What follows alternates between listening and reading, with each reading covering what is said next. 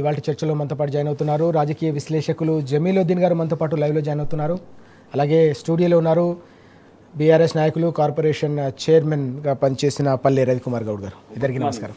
Good morning Sitaramaraju గారు. Good morning Jameel గారు. జమీల్ గారు, ముందుగా మనం చూస్తే ఈరోజు ఒక కీలకమైన పరిణామం చోటు చేసుకోబోతుంది.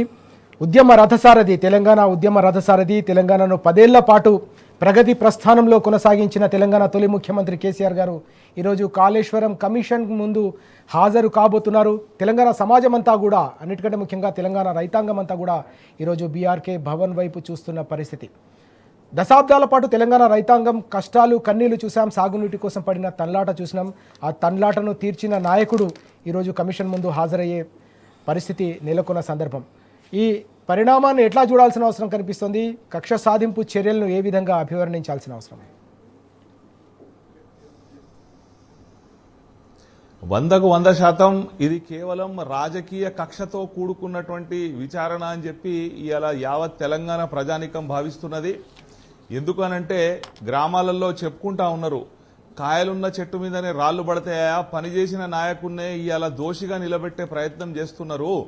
ఇవాళ రేవంత్ రెడ్డి గారు ఎవరైతున్నారో వీరి గురువు చంద్రబాబు నాయుడు గారు ఆంధ్రప్రదేశ్ రాష్ట్రాన్ని ఏలినాడు, మేము తాగునీటికి సాగునీటికి ఏడిచిన్నాడు, మీరు కాంటూరు కందకాలు దవ్వుకోర్రి, మీరు ఇంకుడు గుంతలు దవ్వుకోర్రి అని చెప్పి ఉచిత సలహాలు ఇచ్చినటువంటి చంద్రబాబు నాయుడిని చూసినాం. ఆ తర్వాత మేము మడమే అడ్డం పెడితే మడివారిచ్చినటువంటి కేసీఆర్ గారిని చూసినాం. ఎండాకాలంలో కూడా చెరువులు మత్తళ్లు దుంకిచ్చినటువంటి కేసీఆర్ గారిని చూసినాం. అటువంటి కేసీఆర్ గారిని ఇవాళ ఒక విచారణ కమిషన్ ముందు పిలిపించడం అన్నది ఇలా యావత్ తెలంగాణ ప్రజానీకానికి రైతాంగానికి అందరికి కూడా అత్యంత బాధ కలిగిస్తున్నది. అయితే ఇందులో మనం గమనించాల్సిన అంశం ఏంటిదనంటే, రేవంత్ రెడ్డి సర్కార్ ఏదైతే ఉన్నదో ఒక ప్రమాదకరమైనటువంటి ఆనవాయితీకి ఈ విచారణ ద్వారా తెరదీసింది. ఎందుకు అనంటే, ప్రభుత్వాలు ఎవరు గాని ఉన్నా వాళ్ళు ఆ ప్రాంతం యొక్క అభివృద్ధి కొరకు, వారి సంక్షేమం, అక్కడ ప్రజల సంక్షేమం కొరకు పనిచేయాలని చూస్తారు. దాని గురించి వివిధ ప్రాజెక్టులు నిర్మిస్తారు, వివిధ అభివృద్ధి పనులు చేస్తారు. ఇట్లా ప్రభుత్వాలు మారినప్పుడల్లా గతంలో ప్రభుత్వ పెద్దలను ఆ అభివృద్ధి పనుల్లో ఏం లోపాలు ఉన్నాయని చెప్పి రంధ్రాన్వేషణ చేయడానికి, కోడిగుడ్డు మీద ఈకలు బీకడానికి ఇట్లా విచారణ కమిషన్లు వేస్తే రేపు భవిష్యత్తులో ఈ రేవంత్ రెడ్డి కూడా ఈయన కూలగొట్టినటువంటి ఏదైతే పేదల ఇండ్లున్నాయో అది హైడ్రా పేరు మీద కావచ్చు, అది మూసి ప్రక్షాళన పేరు మీద కావచ్చు, ఈయన కూడా విచారణ ఎదుర్కొనుడే కాదు, ఈయన జైలుకు పోయే పరిస్థితి మళ్లీ వస్తుంది. అంతేకాకుండా ఇవాళ రేవంత్ రెడ్డి ప్రభుత్వం విచారణ చేస్తే దేని మీద చేయాలండి? ఇవాళ తెలంగాణ ప్రజల దాహార్తి తీర్చి, తెలంగాణ ప్రజల సాగునీటి అవసరాలు తీర్చినటువంటి కాళేశ్వరం ప్రాజెక్టును నిర్మించిన కేసీఆర్ గారి మీద కాదు ఆయన విచారణ చేపట్టాలి.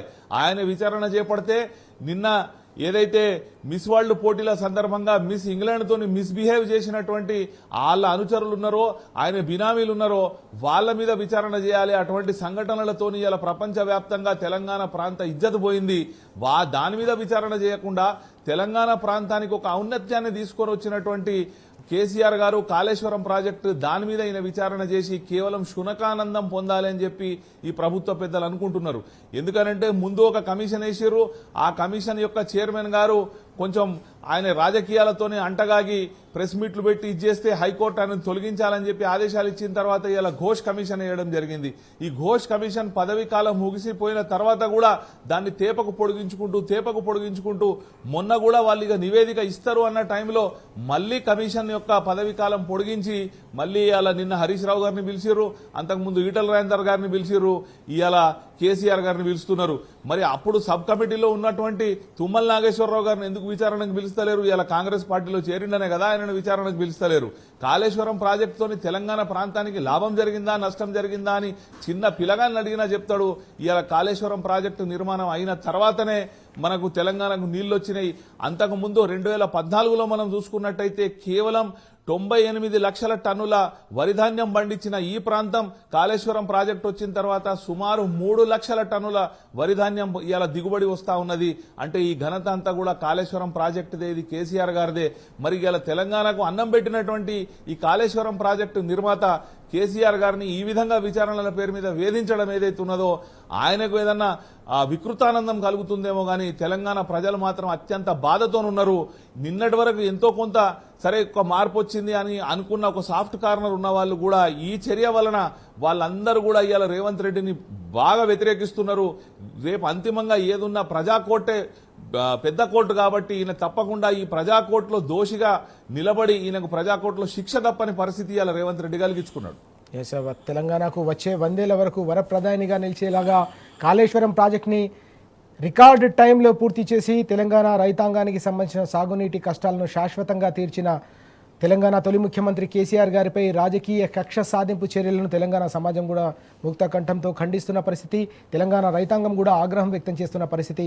దశాబ్దాల పాటు అనేక మంది రైతులు, వేలాది మంది రైతులు ఆత్మహత్యలు చేసుకున్న పరిస్థితి. లక్షలాది ఎకరాలు పూర్తిగా ఎడారిగా మారిన సందర్భం మనం చూసాం. అలాంటి ప్రాంతంలో పూర్తిగా సస్యశ్యామలంగా మార్చి పంజాబ్నే తలదన్నేలా తెలంగాణ రైతులను తీర్చిదిద్దిన తెలంగాణ కార్యసాధకుడు, తెలంగాణ రథసారథి కేసీఆర్ గారిని ఈ విధంగా వేధించడాన్ని ఎట్టి పరిస్థితుల్లో కూడా సహించమని ప్రతి ఒక్కరు కూడా చెప్తున్న సందర్భం.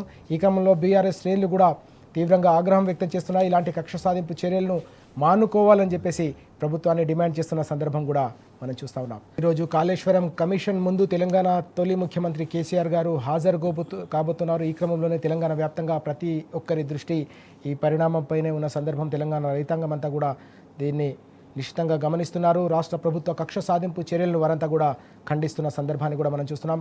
రవికుమార్ గారు, మనం చూసాం తెలంగాణ ఉద్యమ నాయకుడే ఉత్తమ పాలకుడిగా దేశవ్యాప్తంగా కూడా పేరు సంపాదించిన పరిస్థితి ప్రతి ఒక్కరు గుర్తించిన సందర్భం.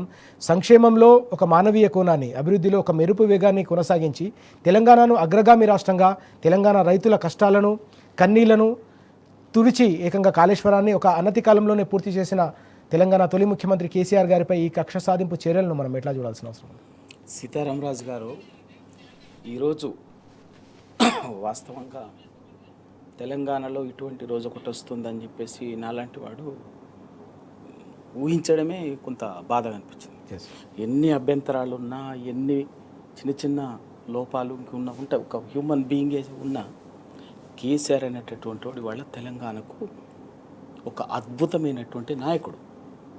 అది తెలంగాణ సమాజం పట్ల, తెలంగాణ ప్రజల ప్రయోజనాల పట్ల బాధ్యత, ప్రేమ, విజ్ఞత ఉన్నటువంటి ఏ వ్యక్తి అయినటువంటి అంగీకరించే విషయం. ఓకే, అది అంగీకరించకుండా కేసీఆర్లో ఎంతసేపు ఏదో ఒకటి నెగిటివ్ అంశాన్ని ఎత్తి చూపాలని చెప్పి చూస్తుండంటేనే వాడు ఖచ్చితంగా తెలంగాణ ప్రయోజనాలకి వ్యతిరేకి.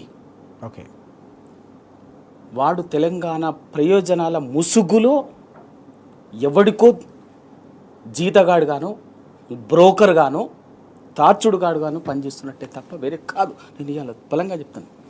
ఎందుకు అంటే స్వతంత్రం వచ్చిన రోజు నుంచి 70-75 ఏళ్లలో ఈ తెలంగాణ రాష్ట్రాన్ని అటు ఉమ్మడి రాష్ట్రంలో కానీ, అంతకంటే ముందు ఒక 5 ఏళ్ళు 56 కంటే ముందు ఉన్నటువంటి రాష్ట్రంలో కానీ, ఇవాళటి వరకు 2014 వరకు తెలంగాణ సమాజం, తెలంగాణ రైతులు పడ్డటువంటి కష్టాలు అన్నీ కావు, తెలుసు, అందరికీ తెలుసు. ఎవరి నిర్వాకం వల్ల, ఎవరి పుణ్యం వల్ల తెలంగాణ సకల వనరులుండి, అద్భుతమైనటువంటి జల వనరులు, అటవీ సంపద, ఖనిజ సంపద, ఈ సంపద అంతా, ఆ సంపదని అంతా ఉండి కూడా తెలంగాణ ఎందుకు అరిగోసబడ్డది? తెలంగాణ రైతాంగం ఎందుకు సాగునీటి కోసం తన్లాడింది? దిక్కులేక 40-45 వేల మంది ఆత్మహత్యలు చేసుకున్నారండి 2014 వరకు రైతులు. ఎవడి పుణ్యం, ఎవడి నిర్వాకం? ఈ కృష్ణానది తెలంగాణలో పారుతున్నటువంటి కృష్ణానదిని ఆంధ్రాకు మలిపించి, ఆంధ్రాకు రాయలసీమకు మలిపించి దక్షిణ తెలంగాణను ఎండబెట్టినటువంటి పుణ్యాత్ములు వీళ్ళే. గోదావరిని అటు ఆంధ్రాకు తరలించి ఉత్తర తెలంగాణను ఎండబెట్టినటువంటి పుణ్యాత్ములు వీళ్ళే. ఈ పుణ్యాత్ముల వల్ల ఇవాళ తెలంగాణ ఒక్కటి ఈ గోస, ఆశ గోస కాదు, సబ్బన వర్గాలు పట్టదు. ప్రశ్నించేటటువంటి వాళ్ళని, తెలంగాణ హక్కుల కోసం మాట్లాడినటువంటి వాళ్ళని ఇవాళ కాదు, 1980 తెలంగాణ సైద రైతాంగం పోరాటం తర్వాత మొట్టమొదటి నుంచి తెలంగాణ ఉమ్మడి దాంట్లో ఆంధ్రప్రదేశ్లో కలిపే రోజు నుంచి ములికి ఉద్యమం నుంచి ఈ రోజు వరకు 69 తెలంగాణ ఉద్యమం నుంచి తెలంగాణ హక్కుల కోసం ప్రశ్నించేటటువంటి వాళ్ళని, నిలబడి కొట్లాడేటటువంటి వాళ్ళని గొంతు నలిమింది ఈ కాంగ్రెస్ పుణ్యాత్ములే. ఓకే, ఆ రోజు తెలంగాణ ప్రజల ఉసురు పోసుకొని రక్తం బారించింది ఈ పుణ్యాత్ములే. మళ్ళీ అయినా కూడా ఉద్యమాన్ని అణిచేస్తే ఒక నక్సల్పరి జెండా పట్టుకుంటూ పోయి తెలంగాణ హక్కుల కోసం నిలబడ్డటువంటి విద్యావంతులు బుద్ధిజీవులని నక్సలైట్ల పేరు మీద బూటక ఎన్కౌంటర్లు దొంగ ఎన్కౌంటర్ల పేరు మీద అక్రమ కేసులు బనాయించి తెలంగాణ గ్రామీణ ప్రజల్ని ఉసురు పోసుకున్నటువంటి వాళ్ళు కూడా వీళ్ళే ఇవాళ. అంటే ఇక్కడ తెలంగాణ కష్టాలకు అరిష్టాలకు సకల దరిద్రాలకు కారణం వీళ్ళే. వాళ్ళ హక్కుల కోసం నిలబడి కొట్లాడేటటువంటి వాళ్ళని గొంతు నలిమేది, వాళ్ళని అణిచివేసేది వీళ్ళే. ఇవాళ కేసీఆర్ గారికి వచ్చింది వాళ్ళ వీళ్ళ దుర్మార్గం. కేసీఆర్ గారు లాంటి మహానాయకుడు తెలంగాణని వాళ్ళు ఎన్ని కుట్రలు చేసినా తెలంగాణని ఒక వ్యూహాత్మకంగా కొట్లాడి తన రాజకీయ చతురతతోటి నైపుణ్యంతో అది సబ్బన్న వర్గాలని ఒక వ్యూహాత్మకంగా తీసుకుపోయి తెలంగాణ రాష్ట్ర సాధన ఆకాంక్షని ఒడ్డుకు చేర్చినటువంటి మహానాయకుడు. ఒప్పుకోవాల్సింది ఎవడైనా, అభ్యంతరాలు ఉన్నటువంటి వాడు కూడా ఒప్పుకోవాల్సిందే. వాళ్ళ అటువంటి మహానాయకుడిని వాళ్ళ రాష్ట్రం సాధించడు. వీళ్ళకి అది మెడలు వంచి ఊరికే రాలే ఇచ్చినామని చెప్తారు కదా, ఊరికే రాలే. ఆ రోజు 369 మంది కాల్చి చంపి ఉద్యమాన్ని అణిచివేసింది మీరే. 12 మంది ఎంపీలని మాయ చేసి పార్టీలో విలీనం చేసుకొని తెలంగాణ ప్రజాసమితిని ముంచింది మీరే. తర్వాత ఆ సందర్భం వచ్చినప్పుడల్లా ఏ రూపంలో పోరాటం చేసిన వాళ్ళందరినీ కాల్చి చంపి చెట్లకు కాల్చేసి అడవుల్లో పుట్టల్లో చెట్లల్లో అణిచి చంపింది వీళ్ళే. ఇవాళ అంత అన్నిటిని కూడా దిగించి ఇవాళ 2014 కేసీఆర్ గారు రాజకీయ నైపుణ్యంతో తెలంగాణను సాధించిన తెలంగాణలో అటు గోదావరి జలాల్ని కృష్ణా జలాల్ని ప్రతి హక్కుగా వచ్చేటట్టు తెలంగాణకు రావాల్సినటువంటి ప్రతి హక్కుగా వచ్చేటటువంటి ప్రతి నీటి బొట్టుని తెలంగాణ భూముల్లోకి పారించాలని మదనపడి దానికి, ఎందుకంటే వ్యూహాత్మకంగా ప్రతి ఎత్తున తీసుకొచ్చినటువంటి నాయకుడు. అటు పాలమూరు రంగారెడ్డి ఎత్తిపోతల, డిండి ఎత్తిపోతల, ఇక్కడ గోదావరి మీద కాళేశ్వరము, సీతారామ ప్రాజెక్టు ఇవన్నీ కూడా రూపకల్పన చేసి హక్కుగా తెలంగాణ ఎప్పుడు కూడా ఎవనిది కూడా ఒక చుక్క నీటిని కూడా తీసుకోం, అవసరం లేదు. తెలంగాణకు హక్కుగా వచ్చే వాటి కోసమే కొట్లాడింది, తన హక్కుల కోసమే కొట్లాడింది. వాళ్ళ హక్కుల కోసం కొట్లాడినటువంటి నాయకుడు కేసీఆర్ గారు జల స్వాప్నికుడే కాదు, జల సాధకుడు, జల చోదకుడు. కాబట్టి వీళ్ళు ఎంతసేపు ఏంటంటే మొన్ననే ముఖ్యమంత్రి రేవంత్ రెడ్డి గారు బాజాప్తా చెప్పుకున్నాడు, నా స్కూలు మోడీ స్కూలు, నా కాలేజీ చంద్రబాబు కాలేజీ, నేను రేవంత్ రెడ్డి దగ్గర రాహుల్ గాంధీ దగ్గర జీతం చేస్తున్నాను. అంటే ఎక్కడ కూడా ఆయన ఒక నాయకుడిగా, ఒక తెలంగాణ స్వీయ అస్తిత్వము, తెలంగాణ ప్రజల నాయకుడిగా ఆ ఆత్మాభిమానము వెన్నెముక ఉండి మాట్లాడినటువంటి నాయకుడు కాదు, బానిసగానే మాట్లాడాడు.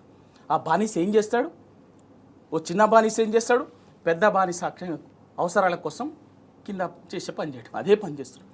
కానీ ఇవాళ కేసీఆర్ లాంటి నాయకుడిని విచారణకు పిలిపించడం అంటే ఇవాళ తెలంగాణ ప్రజల ఆకాంక్షలని తొక్కుకుంటూ పోవాలని ఒక కుటీల ప్రయత్నం అంతే. ఎందుకంటే కేసీఆర్ ఇవాళ 10 ఏళ్లలో తెలంగాణను కొట్లాడి తెలంగాణ రాష్ట్రం తీసుకురావటమే కాదు, తీసుకువచ్చిన తెలంగాణ రాష్ట్రాన్ని 70 ఏళ్ళు తెలంగాణ ఎందుకు అరిగోసపడిందో సబ్బన్న వర్గాలు ఆ అన్నిటినీ దాటి వాటికి పరిష్కారంగా తెలంగాణ ఇవాళ దేశంలో అగ్రగామిగా నిలబడాలని అటు సాగునీటి రంగంలో, తాగునీటి రంగంలో, విద్యుత్ రంగంలో, వ్యవసాయ రంగంలో, ఐటీ రంగంలో, సంక్షేమ రంగంలో ఏ ఒక్క రంగం తీసుకున్నా కూడా తలామానికంగా ఉండాలని చెప్పేసి వాళ్ళు కేసీఆర్ గారు తపన పడి ఇవన్నిటి వ్యూహకల్పన చేసింది. చేయటమే కాదు 10 ఏళ్ళు వాటి కోసం తనలాడి రాత్రింబవళ్ళు నిద్రాహారాలు నేను కూడా ఉన్నాండి. ఒకరోజు 8:30 గంటలు కూర్చున్నాం ఆయనతోటి. మాకే ఇదే ప్రాజెక్ట్, ఇంకా ఇదే కాళేశ్వరం ప్రాజెక్ట్ రూపకల్పనకు ముందు మాకే ప్రెజెంటేషన్ ఇస్తే ఏ చీఫ్ ఇంజనీరు మాట్లాడుతున్నారు కదా, ఏ చీఫ్ ఇంజనీరు ఏ ఇంజనీర్కు లేనంత పరిజ్ఞానం వాళ్ళు ఖచ్చితంగా వస్తుంది, అనుభవంతో వస్తుంది, దాని మీద ఉన్నటువంటి ప్రేమతో వస్తుంది. మేమే ఆ రోజు చూపిస్తే మేమే ఒక 15 మంది జర్నలిస్టులు, పెద్ద జర్నలిస్టులు అనేటటువంటి వాళ్ళు పేర్లు ఎందుకు ఇప్పుడు కానీ అనుకునేటటువంటి వాళ్ళు కూర్చుంటే 4 గంటలు దీనికి సంబంధించి మాకే చెప్పిండు. మేమే ఆశ్చర్యపోయినాం. ఆయనకున్నటువంటి తెలంగాణ నీళ్లు, తెలంగాణ కష్టాలకు ఉన్నటువంటి మూలాల్ని ఆయన పసిగట్టిండు కాబట్టి దాని పరిష్కారంగా తనలాడింది ఇవ్వండి తీసుకొచ్చింది దాని నుంచి. ఇవాళ అటువంటిది ఇవాళ తెలంగాణ కష్టాలు తీర్చాలని తెలంగాణ ప్రతి రైతాంగానికి నీళ్ళు కావాలని చేస్తే ఇవాళ ఆయన మీద మీరు విచారణ కమిషనా ఎంక్వైరీ చేస్తారా?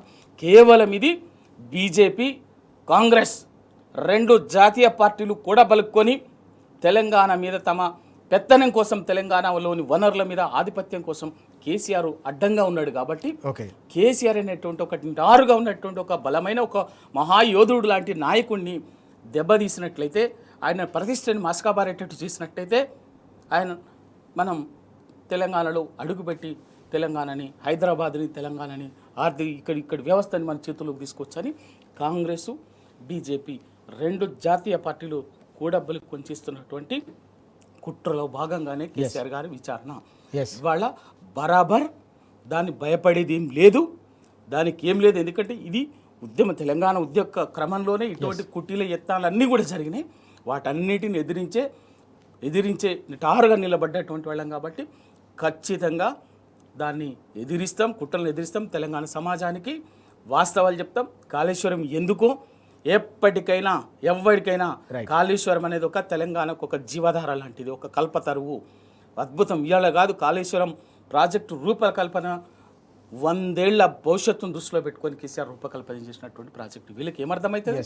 అయితే పరాయోళ్ళ ప్రయోజనాల కోసం జీతగాళ్లుగా పనిచేసినటువంటి వాళ్ళు, దళారులుగా పనిచేసినటువంటి వాళ్ళు, వీళ్ళకి తెలంగాణ ప్రజల కష్టం ఏం తెలుస్తుంది?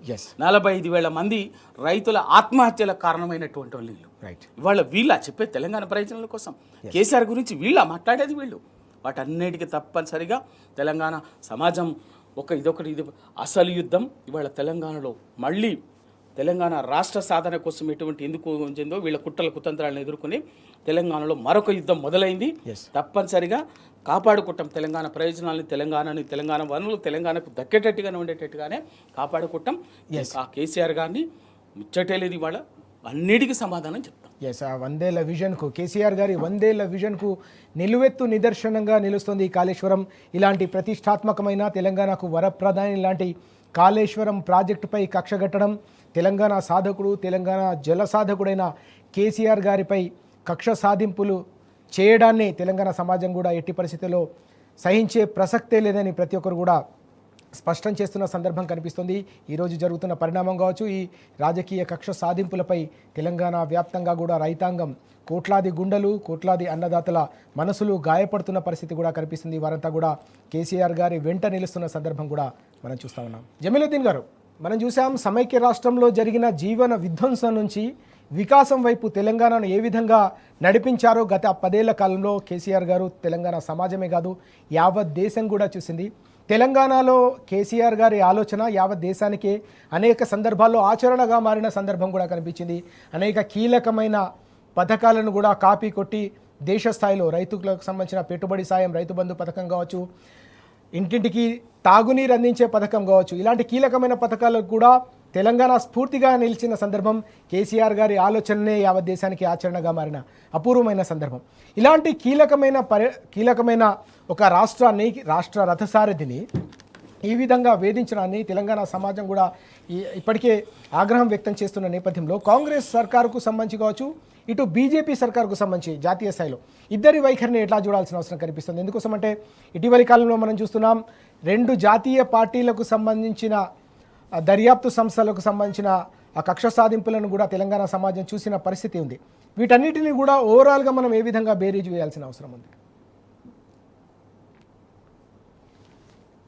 వాస్తవంగా 2 జాతీయ పార్టీలు, అది కాంగ్రెస్ కానివ్వండి, బీజేపీ కానివ్వండి, గతంలో ఉన్నటువంటి ఒక ప్రాంతీయ పార్టీ తెలుగుదేశం కానివ్వండి, ఈ 3 పార్టీలకు కూడా తెలంగాణ ప్రాంతం అన్నది కేవలం వాళ్లకు ఒక పాలిచ్చే బర్రెలాగానే కనిపించింది తప్ప ఇక్కడ ఉన్నటువంటి ప్రజలు వాళ్ళ బాగోగులు, వాళ్ళ మంచి చెడు చూడాలన్న ఆలోచన వాళ్ళకి ఏనాడు లేదు.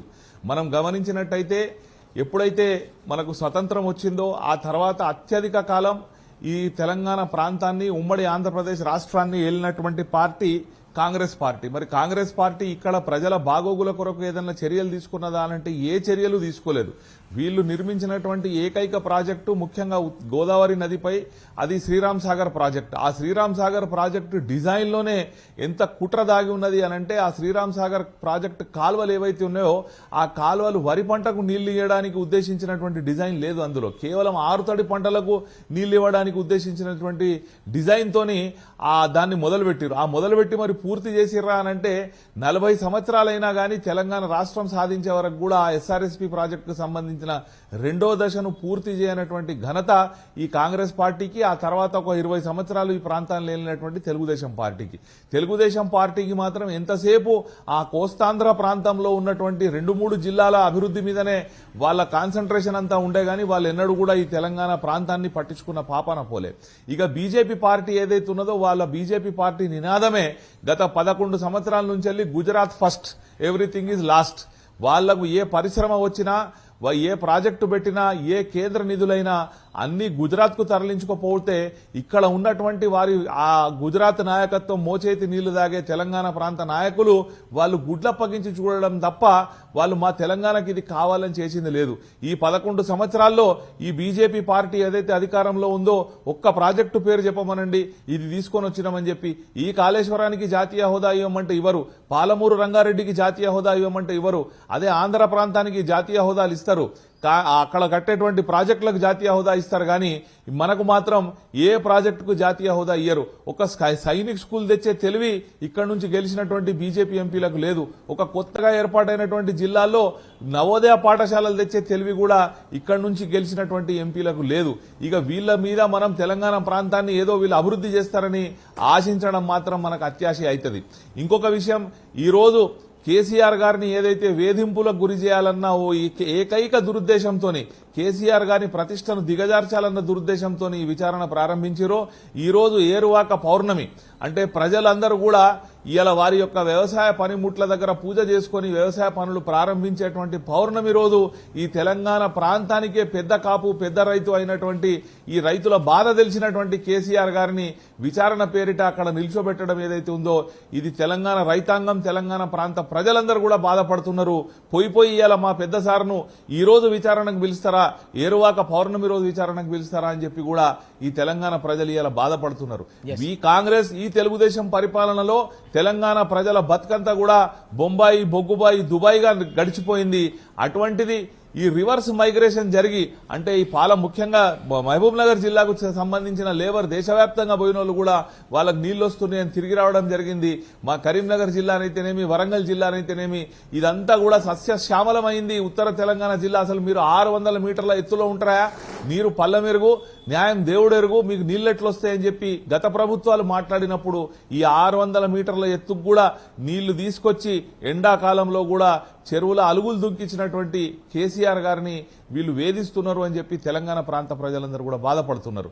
ఇవాళ కాళేశ్వరం ప్రాజెక్ట్ అంటే కేవలం 3 బరాజులు కాదు, 3 బరాజులలో కేవలం ఒకటి మేడిగడ్డ దగ్గర ఉన్నటువంటి బరాజు, అందులో 88 పిల్లర్లు, దానిలో ఒక 2 పిల్లర్లు కుంగిపోతే ఇవాళ ఇంత హడావుడి చేస్తున్నారే. నేషనల్ డ్యామ్ సేఫ్టీ అథారిటీ అని తీసుకొచ్చి ఒక నివేదిక అప్పచెప్పిర్రే, మరి ఆ ఎస్ఎల్బీసీ సొరంగం కూలిపోయింది, ఎక్కడ పోయింది? నేషనల్ డ్యామ్ సేఫ్టీ అథారిటీ ఎందుకు వస్తలేదు, ఎందుకు మాట్లాడతలేదు? సరే వీళ్ళకి అభ్యంతరం ఉంటే ఈ 3 బ్యారేజీలు ఏవైతే ఉన్నాయో ఇక్కడ ఉన్నాయి. గతంలో కాంగ్రెస్ ప్రభుత్వం రాజశేఖర రెడ్డి గారు ఉన్నప్పుడు కూడా ప్రాణహిత చేవెళ్ల పేరు మీద తమ్మిడిహెట్టి దగ్గర ఒక బరాజ్ కట్టి అక్కడి నుంచి నీళ్లను ఎల్లంపల్లి తీసుకొస్తామని చెప్పి వీళ్ళ ప్లాన్. మరి ఈ సంవత్సరన్నర కాలంలో మరి అక్కడ తమ్మిడిహెట్టి దగ్గర మరి వీళ్ళు బ్యారేజ్ కట్టే ప్రయత్నం చేసిరా? వీళ్ళ కోపం ఉంటే ఈ మేడిగడ్డ మీద ఉండొచ్చు, అన్నారం మీద ఉండొచ్చు, సుందిల మీద ఉండొచ్చు, కానీ మరి తమ్మిడిహెట్టి దగ్గర ఎందుకు కట్టలేదు? ఇప్పటికైనా టైం ఉంది కదా, మరి మొదలుపెట్టి కట్టి చూపెట్టుర్రి. కడతారా అంటే వీళ్ళకి సాత కాదు. ఆ రోజు ఈ ప్రాజెక్టును రీడిజైన్ చేయడానికి కారణం ఏంది అనంటే తమ్మిడిహెట్టి దగ్గర నీటి లభ్యత లేదు అని చెప్పి కేంద్ర ప్రభుత్వమే చెప్పింది. అక్కడ ఉన్నటువంటి సెంట్రల్ వాటర్ కమిషన్ అక్కడ నీళ్లు లేవు అని చెప్పడం జరిగింది. దాంతో పాటు ఈ సర్వే ఈ ప్రాంతం సెలక్షన్ కూడా జరిగింది. ఎవరు సర్వే చేసిరు అంటే వాప్కోస్ అన్న కేంద్ర ప్రభుత్వ సంస్థ చేసింది కదా. కేసీఆర్ గారు సొంతంగా ప్రైవేట్ సంస్థతో చేపియలేదు. ఆ కేంద్ర ప్రభుత్వ సంస్థ ఇచ్చినటువంటి నివేదికకు ఆధారంగా ఈ ప్రాణహితనే మనకు ప్రాణధారం అని చెప్పి ఆ ప్రాణహిత నీళ్లను ఉపయోగించుకోవాలని చెప్పి ఒక ఉద్దేశంతో అక్కడ బ్యారేజీలు కడితే అందులో ఏదో టెక్నికల్ ఫాల్ట్ జరిగిందా? జరుగుతాయి డ్యాములు కట్టినప్పుడు. చాలాసార్లు ఇప్పుడు వీళ్ళ ప్రభుత్వంలో ఇలా మంత్రులుగా ఉన్నటువంటి వాళ్ళ కుటుంబ సభ్యులు కట్టినటువంటి మిడ్మానేర్ కట్ట కూడా కొట్టుకుపోయింది. కొట్టుకపోతే మళ్ళీ దాన్ని రిపేర్ చేయలేదా? అన్ని అంటే ఒక ప్రాజెక్ట్ నిర్మాణం చేసినప్పుడు ఏదైనా చిన్నగా టెక్నికల్ లోపమో నాణ్యత లోపమో ఏదైనా జరిగి ఉండొచ్చు. దానికి కాంట్రాక్టర్ బాధ్యుడైతాడు తప్ప ఆ ఏదైతే విధానపరమైనటువంటి నిర్ణయం తీసుకున్నటువంటి ప్రభుత్వ పెద్దలను బాధ్యులను చేసే విధంగా వాళ్ళను విచారణకు పిలిపిస్తే ఇదొక ప్రమాదకరమైనటువంటి ప్రెసిడెంట్ ఈయన ఫామ్ చేస్తున్నాడు. ఇది ఆనవాయితీ మంచిది కాదు. రేపు భవిష్యత్తులో ఎవరు కూడా ఈ ప్రభుత్వ పెద్దలు ఏ పని చేసినా రేపు ప్రభుత్వాలు మారితే వాళ్ళని ఇట్లా విచారణ పేరు మీద వేధించడానికి ఒక తొవ్వను ఈయన క్రియేట్ చేస్తున్నాడు ఈ రేవంత్ రెడ్డి. ఈయనకు వంత పాడుతున్నది అక్కడ బీజేపీ ప్రభుత్వం. ఇవాళ బీజేపీ ప్రభుత్వం మరి ఎందుకు విచారణ చేపట్టది? ప్రధానమంత్రి గారు వచ్చి ఆయన చెప్పిపోయిండు ఆర్ఆర్ ట్యాక్స్ వసూలు చేస్తున్నారు ఇక్కడ తెలంగాణలో అని చెప్పి. ఇంతవరకు దాని మీద విచారణ ఉండదు. వీళ్ళ మంత్రి పొంగులేటి శ్రీనివాసరెడ్డి ఎవరైతే ఉన్నాడో ఆయన దగ్గర ఈడీ దాడులు జరుగుతాయి. నోట్ల కట్టలు సంచులల్లా కార్లల్లో వేసుకొని పోతారు. కౌంటింగ్ మిషన్లతో కౌంటింగ్ చేస్తారు. దాని మీద విచారణ ఉండదు. కేంద్ర ప్రభుత్వ సంస్థలు ఏదైతే దర్యాప్తు సంస్థలు ఉన్నాయో అవన్నీ కూడా బీజేపీ పెద్దల చేతిలో పావులుగా మారినాయి. ఇవాళ నిన్న రేవంత్ రెడ్డి గారు ఏదైతే చెప్పిండో నేను మోడీ స్కూల్లో చదువుకున్నా అని చెప్పి బడేభాయ్ అని చెప్పి చెప్తున్నాడో వాళ్ళతో అంటకాగుతున్నారు. కాబట్టే ఈ కాంగ్రెస్ ప్రభుత్వం పాల్పడుతున్నటువంటి అవినీతి అక్రమాలపై వాళ్ళు ఎలాంటి విచారణ చేపడతలేరు. చేపట్టకపోగా ఏదైతే గతంలో తెలంగాణను సస్యశ్యామలం చేయడానికి కేసీఆర్ గారు చేపట్టినటువంటి ప్రాజెక్టులు ఉన్నాయో వారి మీద కక్ష సాధింపు చేస్తున్నారు. క్యారెక్టర్ అసాసినేషన్ చేస్తే కేసీఆర్ గారి పేరును మలిపేయొచ్చు తెలంగాణ నుంచి అని అనుకుంటున్నారు. కానీ తెలంగాణ ప్రజల గుండెల్లో సువర్ణాక్షరాలతో లిఖించబడ్డ పేరు కేసీఆర్ గారి పేరు. దాన్ని మల్పేశుడు వీళ్లతో సాధ్యం కాదు. ఈ తెలంగాణ ఉన్నంతసేపు కేసీఆర్ గారి పేరు ఉంటది. తెలంగాణ ప్రజలు కేసీఆర్ గారి వెంట ఉంటారు.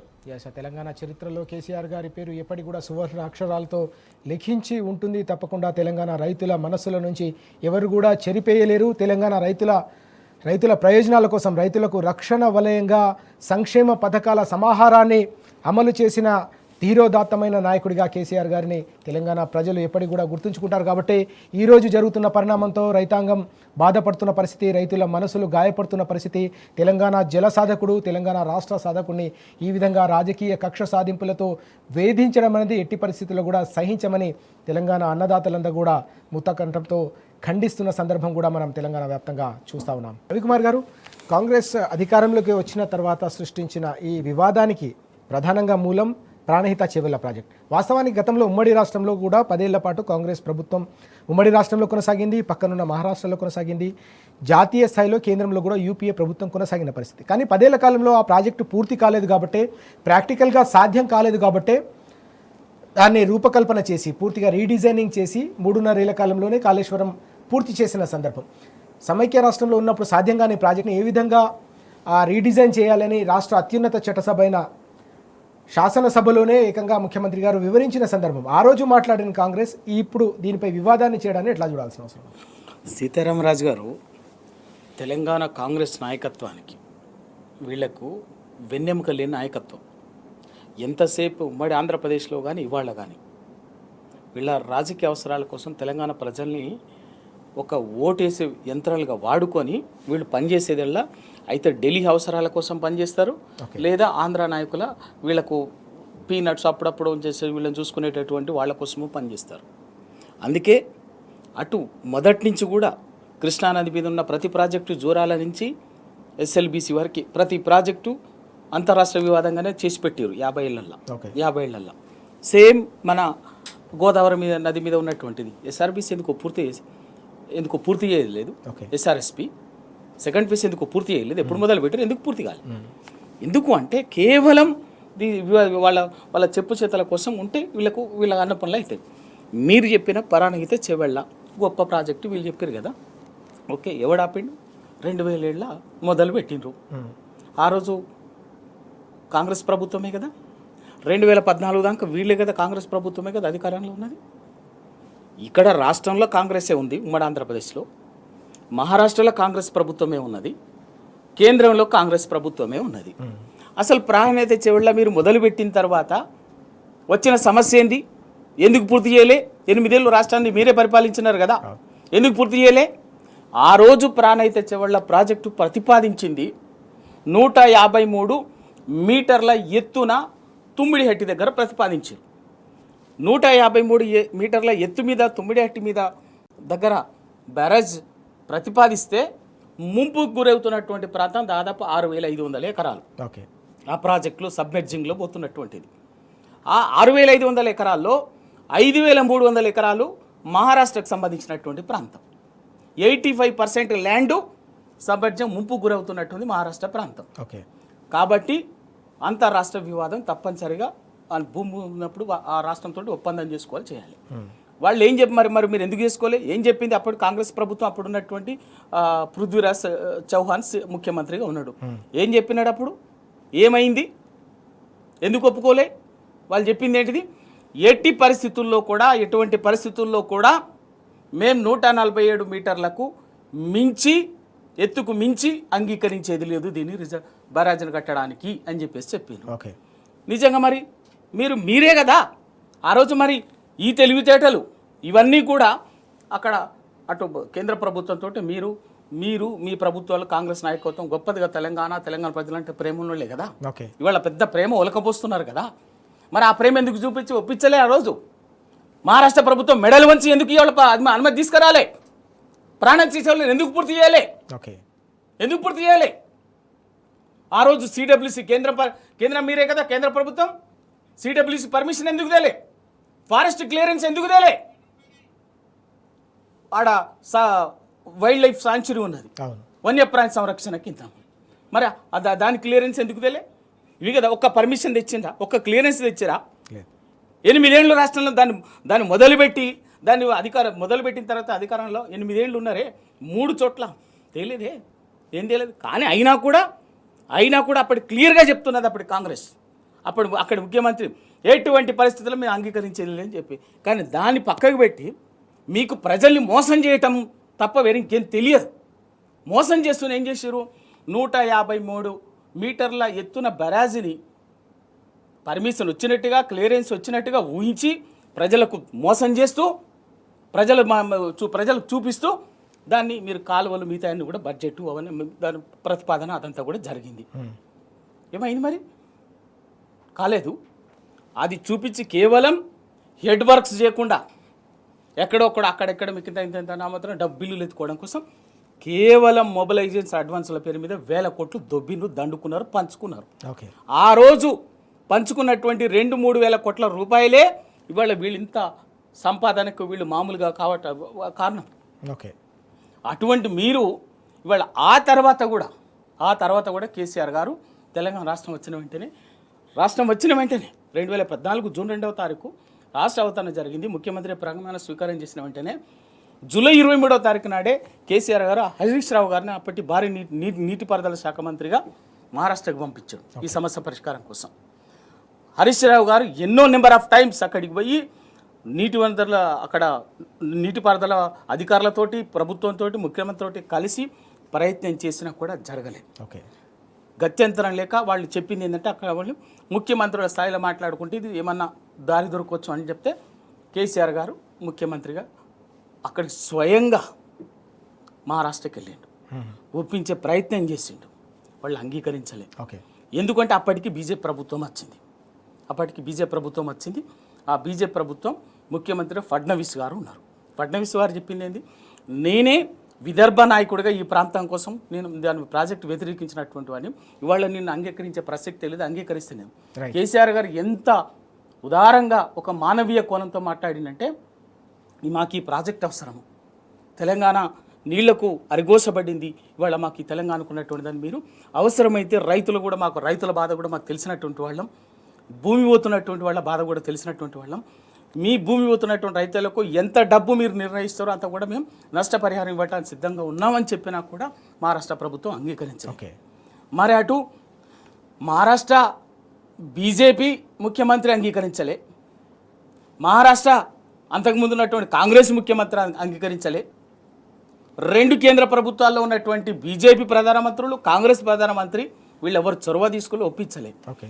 లేఖ ఇదంతా జరుగుతుండగానే 2015లో సిడబ్ల్యూసి ఒక లేఖ రాసింది ప్రభుత్వానికి, హైడ్రాలజీ వింగ్ చెప్పింది ఏమని, మీరు ఎక్కడైతే తుమ్మిడిహట్టి దగ్గర ప్రాజెక్టు నిర్మాణానికి ప్రతిపాదన చేస్తున్నారో మీరు అనుకున్నట్టుగా అక్కడ 165 టీఎంసీల వాటర్ అవైలబిలిటీ లేదు, ఆన్ 75% డిపెండబిలిటీగా వాటర్ అవైలబిలిటీ లేదు.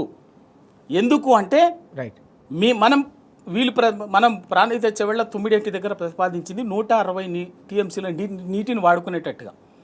165 టీఎంసీలు నీటిని లెక్కేస్తే అంతకుముందే పైన ఇంకా 63 టీఎంసీలు మహారాష్ట్ర వాడుకోవాల్సి ఉన్నది హక్కుగా.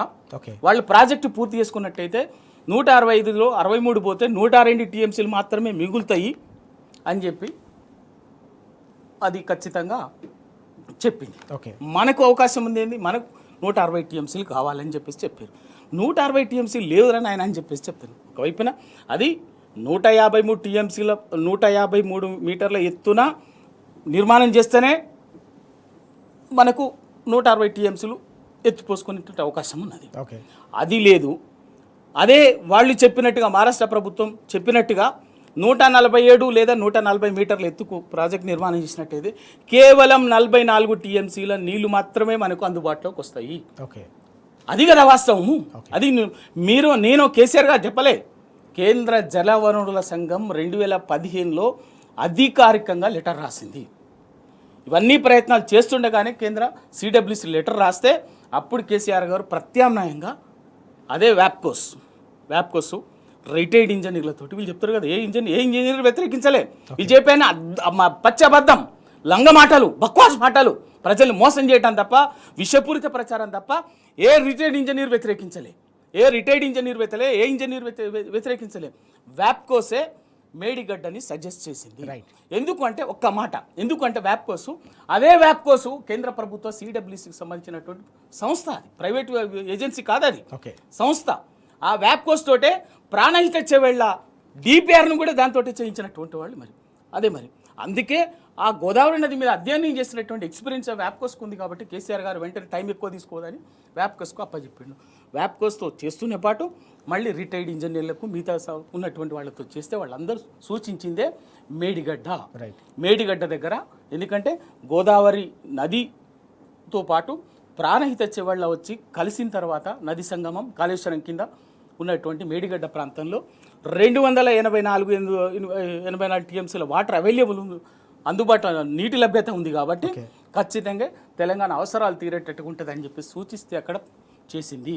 ఇంకొక మాట, మేడిగడ్డని ఏదో వ్యతిరేకించరు రిటైర్డ్ ఇంజనీర్లు, రిజెక్ట్ వద్దు అని చెప్పేసి చెప్పినట్టు మేడిగడ్డని వ్యతిరేకించలే. ఇంజనీర్లు చెప్పింది ఏంటంటే మేడిగడ్డ నుంచి నేరుగా మిడ్మానేరుకు నీళ్లు తీసుకొచ్చేటటువంటిది మొదటి ఆలోచన. అయితే దానికి ప్రాక్టికల్గా మేడిగడ్డ నుంచి మిడ్మానేరుకు తీసుకొస్తుంటే మధ్యన సింగరేణి బొగ్గు గనులు ఉన్నాయి, ఓపెన్ కాస్ట్ మైనింగ్ ఉంది కాబట్టి అది ఇబ్బందిగా ఉంటుంది, అది ముంపుకు గురవుతుంది కాబట్టి వాటి గనులు దెబ్బతింటాయి కాబట్టి వాటిని అని ప్రత్యామ్నాయంగా చెప్పింది ఏంటంటే మేడిగడ్డ టు ఎల్లంపల్లికి తీసుకొని ఎల్లంపల్లి నుంచి మిడ్మానేరుకి అని సజెస్ట్ చేసిరు. అది చెప్పారు తప్ప మేడిగడ్డ దగ్గర బ్యారేజ్ నిర్మించొద్దు అని చెప్పేసి చెప్పలేదు. వీళ్ళు అది మాట్లాడుతున్నటువంటిది అబద్ధము. అన్ని అబద్ధాలే, అన్ని లంగ మాటలే, విషపూరిత ప్రచారం కేసీఆర్ మనసు పెట్టి చేస్తున్నారు. వీళ్ళు కుట్రతో చేస్తున్నారు. కుట్రదారుడు ఎప్పుడే కూడా మోసము, దగ, వంచన ఉంటుందే తప్ప వీళ్ళకి ప్రేమ ఉండదు. ప్రజలన్నా ప్రాంతమన్నా ప్రేమ ఉండదు. కానీ కేసీఆర్ ఒక మానవీయ కోణంలో ఒక ఉద్యమ నాయకుడిగా, తెలంగాణ కోసం కొట్లాడినటువంటి నాయకుడిగా మనసు పెట్టి కాళేశ్వరంని ఎట్లా పూర్తి చేయాలి, గోదావరి జలాన్ని తెలంగాణకి ఎట్లా పారించాలి అన్నది ఆయన మదన పడ్డాడు కాబట్టి ఇవాళ దానికి రూపం వచ్చింది. దాన్ని చిదిమేసేందుకు వాళ్ళు ఈ కుట్రదారులు మళ్ళీ కొత్త కుట్ర చేస్తున్నారు. మొత్తానికి కాళేశ్వరం కావచ్చు, కేసీఆర్ గారి చుట్టూ చేస్తున్న ఈ కుట్రలు ఏవైతున్నాయో వీటన్నిటిని కూడా తెలంగాణ సమాజం తప్పకుండా ఛేదిస్తుంది, తప్పకుండా ప్రజాకోర్టులో గుణపాఠం చెప్తుందని రవి గారు చెప్తున్న పరిస్థితి మనం చూస్తున్నాం. జమీలుద్దీన్ గారు, వాస్తవానికి ఇప్పుడు చర్చ జరగాల్సింది కాళేశ్వరం చుట్టా లేక తెలంగాణకు సంబంధించిన రైతులకు అందాల్సిన పెట్టుబడి సాయం గురించా? ఎందుకోసమంటే గతంలో కూడా వానాకాలం పెట్టుబడి సాయం పూర్తిగా అందని పరిస్థితిని మనం చూసాం. ఆ తర్వాత రైతాంగం గత సీజన్లో కూడా దాదాపు 4,000 కోట్లకు పైగా రైతాంగానికి పెట్టుబడి సాయం అందని పరిస్థితి. తెలంగాణ రాష్ట్రం సాధించుకున్న తర్వాత ముఖ్యమంత్రిగా కేసీఆర్ గారు రూపకల్పన చేసిన మానసపుత్రిక రైతు బంధు నిరాఘాటంగా కూడా 72,000 కోట్ల రూపాయలు రైతుల ఖాతాల్లో జమైన సందర్భం స్పష్టంగా కనిపించింది. కానీ కాంగ్రెస్ అధికారంలోకి వచ్చిన తర్వాత ఏకంగా పెట్టుబడి సాయం అనేది అందని పరిస్థితి, రైతాంగం కూడా పెట్టుబడి సాయం అందక అప్పుల పాలవుతున్న పరిస్థితి, అనేక చోట్ల ఆత్మహత్యలు చేసుకుంటున్న సందర్భం కూడా మనం చూస్తున్నాం.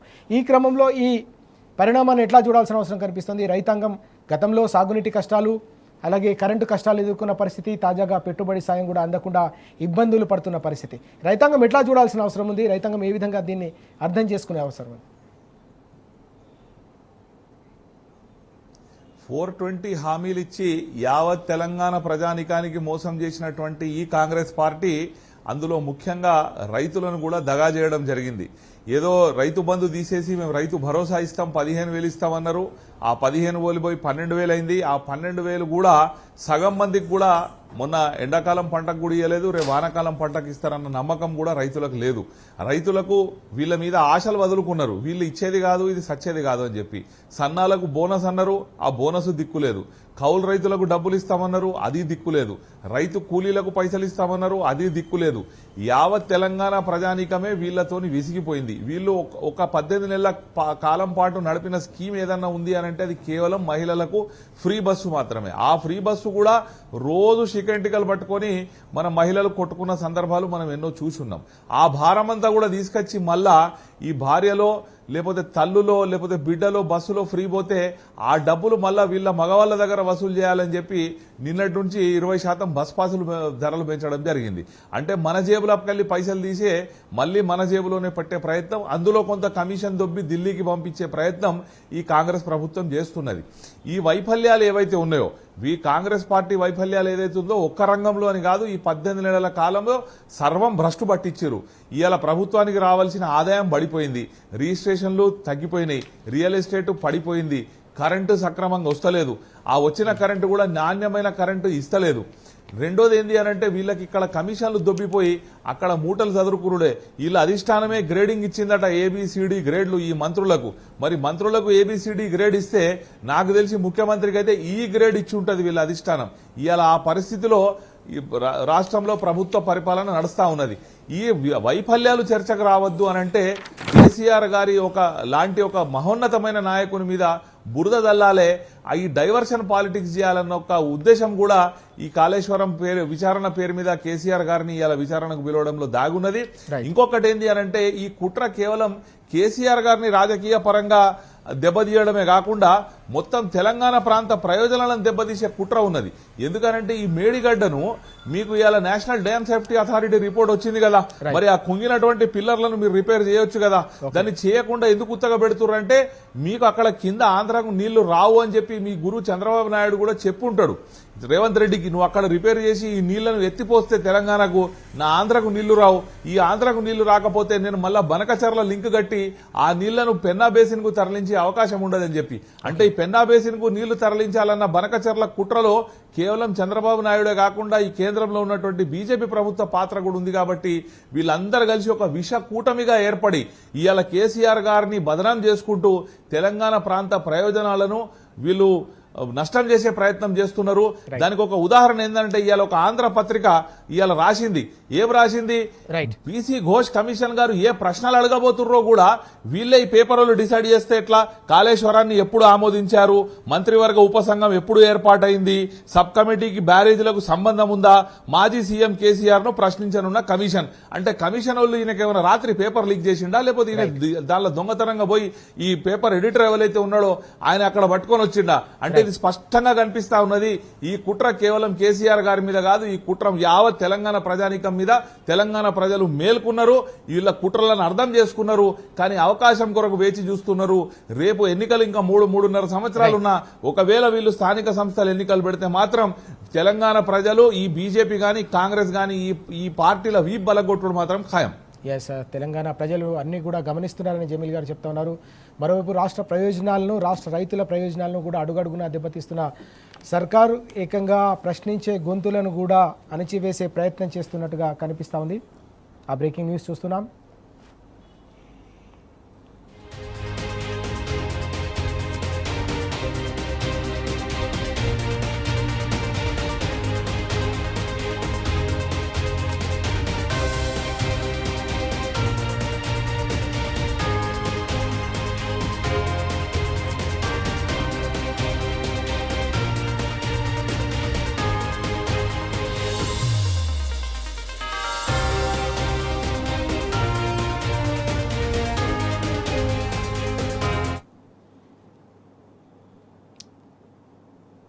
రైట్, ప్రశ్నించే గొంతులను అణిచివేసే ప్రయత్నం చేస్తుంది ప్రభుత్వం. అమెరికా నుంచి తిరిగి వచ్చిన దిలీప్ కొంతంను నిన్న రాత్రి పోలీసులు అదుపులోకి తీసుకున్నారు. ఈ అక్రమ అరెస్టుపై బీఆర్ఎస్ తీవ్ర స్థాయిలో మండిపడుతున్న పరిస్థితి, ఆగ్రహం వ్యక్తం చేస్తున్న పరిస్థితి. తెలంగాణ మేధావులు కూడా ఈ అరెస్ట్ను తీవ్ర స్థాయిలో ఖండిస్తున్న సందర్భం కనిపిస్తోంది. సమాజంలో, ప్రజాస్వామ్యంలో ప్రశ్నించే గొంతులను అణిచివేసే ప్రయత్నం ఏ ప్రభుత్వాలు చేసినా కూడా ఆ ప్రభుత్వాలకు ప్రజలు శిక్షించే పరిస్థితి గతంలో కనిపించింది. ఈ క్రమంలోనే ఇలాంటి అరెస్టులను ఎట్టి పరిస్థితుల్లో కూడా సహించే ప్రసక్తి లేదని ప్రతి ఒక్కరూ హెచ్చరిస్తున్న సందర్భం ఉంది. గతంలో ఉమ్మడి రాష్ట్రంలో ఉద్యమం సందర్భంలో కూడా అనేక రకాల అణచివేతను, కేసులను, అక్రమ కేసులను, జైళ్లను కూడా ఎదుర్కొన్న పరిస్థితి. ఇలాంటి బెదిరింపులకు తలొగ్గే ప్రసక్తే లేదనే వారంతా కూడా హెచ్చరిస్తున్న సందర్భం కూడా కనిపిస్తుంది. సోషల్ మీడియా వేదికగా ప్రభుత్వానికి సంబంధించిన తప్పిదాలను ప్రశ్నించినందుకు దిలీప్ కొంతంను అరెస్ట్ చేయడం పూర్తిగా అప్రజాస్వామికం అని చెప్పేసి ప్రతి ఒక్కరు కూడా స్పష్టం చేస్తున్న సందర్భం కూడా మనం చూస్తూ ఉన్నాం. రవికుమార్ గారు, ఎట్లా చూడాల్సిన అవసరం కనిపిస్తుంది? నెల రోజుల పాటు అమెరికా వెళ్ళి నిన్న తిరిగి వచ్చిన దిలీప్ కొంతంను పోలీసులు అదుపులోకి తీసుకున్న సందర్భం, గతంలో హైకోర్టుకు సంబంధించిన ఆదేశాలు కూడా ఉన్న పరిస్థితి అయినప్పటికీ కూడా ఆయన అదుపులోకి తీసుకోవడాన్ని ఎట్లా చూడాల్సిన అవసరం ఉంది? సీతారామరాజు గారు, కొనతం దిలీప్ గారు తెలంగాణ ఉద్యమంలో క్రియాశీలకంగా ఉన్నటువంటి వాడు, తెలంగాణ ఉద్యమకారుడు, తెలంగాణ అంటే ప్రేమ ఉన్నటువంటి వాడు. ఇవాళ ఎందుకు అరెస్ట్ చేస్తున్నారు ఆయన? చాలా దుర్మార్గం. 420 మోసపు అబద్ధపు హామీలు ఇచ్చి అధికారంలోకి వచ్చి ఆ హామీలు నెరవేర్చకపోగా హైడ్రా పేరు మీద, మూసీ ప్రక్షాళన పేరు మీద, లగచర్ల పేరు మీద, దిలావర్ పూర్పూర్ ప్రాజెక్ట్ పేరు మీద ఇవాళ గద్వాల పెద్ద ధన్వాడ, జోగులాంబ జిల్లా పెద్ద ధన్వాడ పేరు మీద, ఇథనాల్ ఫ్యాక్టరీ పేరు మీద ప్రజల ఉసురు పోసుకుంటా, ప్రజలకు రాత నిద్రలు, ప్రజలకు, రైతులకి కంటి మీద కునుకు లేకుండా భయపెట్టించి పరిపాలన చేస్తుంటే చూస్తూ ఊరుకుంటారా? తెలంగాణ కోసం కొట్లాడినటువంటి వాళ్ళు. సోషల్ మీడియా వేదికగా కొనతం దిలీప్ గారు ప్రతి సందర్భంలో చాలా క్రియాశీలకంగా సోషల్ మీడియా వేదికగా ప్రభుత్వం చేసే అరాచకాన్ని, దాష్టికాన్ని ఎప్పటికప్పుడు గట్టిగా నిలదీస్తున్నాడు, ప్రశ్నిస్తున్నాడు. అది తట్టుకోలేక ప్రశ్నించే గొంతులని, ప్రశ్నించేటటువంటి వాళ్ళని గొంతు నిలిమేటటువంటి పని చేస్తుంది రేవంత్ రెడ్డి ప్రభుత్వం. ఓకే, అదే దిలీప్ రెడ్డి గారి మీద, కొంత దిలీప్ గారి మీద ఇప్పటి వరకు సంవత్సర కాలంలో 15 కేసులు పెట్టిందండి. 15 కేసులు పెట్టింది. ఇప్పటికి 4-5 సార్లు అరెస్ట్ చేయాలని చెప్పేసి దుర్మార్గంగా ప్రయత్నం చేసింది. హైకోర్టు కూడా ఆదేశాలు ఇచ్చింది. హైకోర్టు ఇచ్చినా కూడా హైకోర్టు ఆదేశాలను కూడా బేఖాతరు చేసి వాళ్ళ అమెరికాకు పోయి వాళ్ళ ఫాదర్ దానికి సంబంధించినట్టు ఒక ఈవెంట్ అటెండ్ చేస్తున్నారు.